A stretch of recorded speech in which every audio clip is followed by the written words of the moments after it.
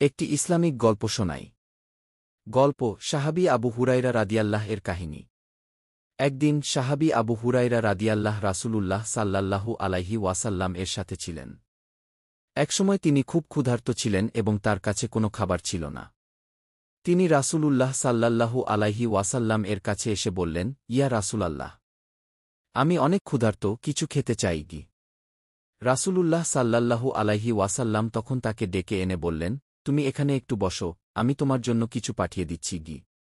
এরপর রাসূলুল্লাহ সাল্লাল্লাহু আলাইহি ওয়াসাল্লাম একটি লোককে পাঠিয়ে তার জন্য কিছু খাবার নিয়ে আসলেন।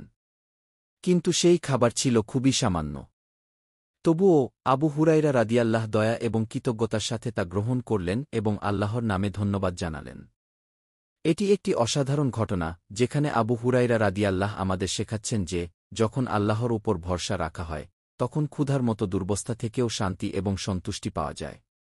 এ গল্পটি আমাদের কৃতজ্ঞতা, ধৈর্য এবং আল্লাহর প্রতি আস্থার গুরুত্ব বুঝাতে সাহায্য করে।